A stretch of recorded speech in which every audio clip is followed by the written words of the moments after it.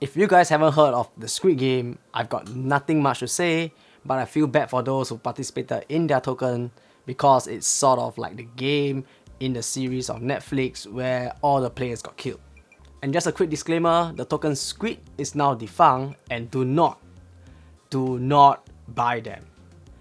You could, but you'll end up with bags of useless tokens. So the token Squid, which I guess is inspired from the series on Netflix, got super hot in the last few days. Even my wife was like, "Hey, did you see Squid Game has a token now?" And thank goodness we didn't buy it. But nonetheless, Squid is a classic example of a rug pull. So I did some digging and I found some report online, and some user who managed to get in early lost not more than $100, but some lost as much as $5,000 because they bought 5,000 tokens at $1 a piece, hoping he could strike rich. And some mentioned that there should be regulation or mechanism that should prevent such things from happening again, but let's be real, it's crypto and anyone could start a new coin tomorrow, and this is a vicious cycle that will keep going on. The only real way to prevent this in the future is to educate ourselves, and by hitting the like button and getting notified when new videos about crypto comes out. So what is a Squid Game token? It's a play-to-earn crypto game inspired by the show on Netflix, where game participants play childhood games and the ultimate winner gets a huge cash prize. And since the white paper is now gone, but there are a few key points that we managed to dig out, and FYI, this is why reading the white paper is important, so that you know what's going on and what's going to happen with your money that you'll be investing into the project. So similar to the show, players will play a series of games for an ultimate prize. And because unlike the show where there's a limit to number of players, in this play to earn game there is no limit to the amount of players that can join, and there's no limit to the prizes as well, because the more players that enter the game, the higher the pool reward. More money? So every time a player wants to join the game, there's an entrance ticket that needs to be purchased, of which 10% will be split to the developers and 90% will be used as the prize pool. So this is supposed to be paid in Squid tokens, but it doesn't come cheap because you need 15,000 Squid tokens and purchase an NFT, which will roughly cost you $33,000 because each token is worth roughly $2 at that point of time. But seriously, even if the token is worth $1 or even at 10 cents, that would mean that you need at least $1,500 for a shot at a big prize. But with $1,500, there is so much other better coins that you can purchase. But anyways, back to Squid token. The token sale was 800,000 tokens for 1 BNB, which puts it as less than 1 cent per token. And this sold out within a second, But something interesting about the project is the tokenomics of it. They have an anti-dumping mechanism, and this prevents buyers from dumping the tokens, but I guess it really doesn't matter now. So the anti-dumping mechanism works this way. To trade or to sell your Squid tokens, you will require another token called marbles. Lost his marbles. Which is another reference from the show. And by having marbles, users are able to sell their Squid tokens, and once the trade is done, the marbles will be burnt. Marbles.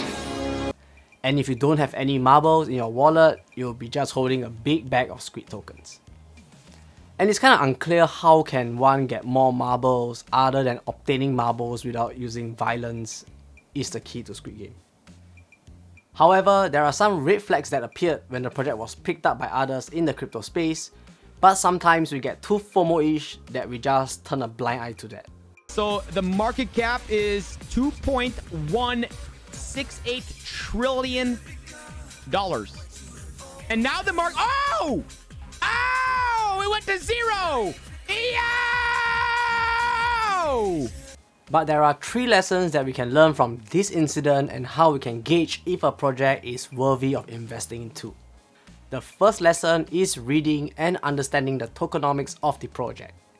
So tokenomics is the ecosystem of how tokens will be used or can be used for the project. So like Ethereum, for example, it can be used to deploy smart contracts, used as payment for transaction fees, and when ETH 2.0 comes around, it can be used as a proof of stake. Tell them I switched from Bitcoin to Ethereum.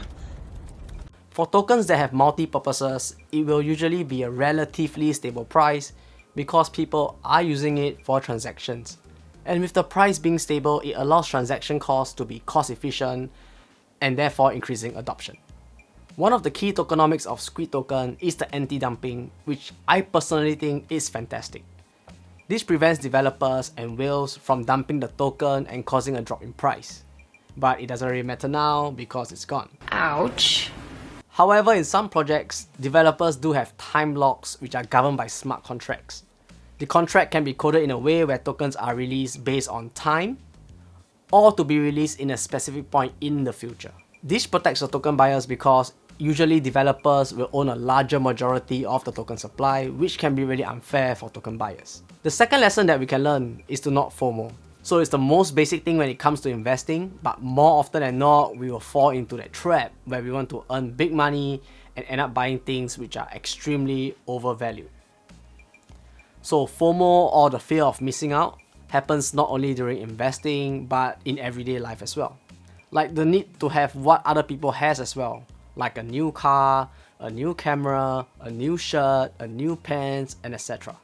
So one of the ways I curb this is to buy things or investments that make me happy or things that I really believe in. So for example, if you have a friend that has the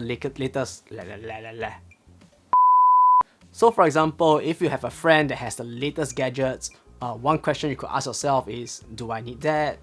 Is my current gadget not doing well enough? Or is it due for change because it's getting outdated?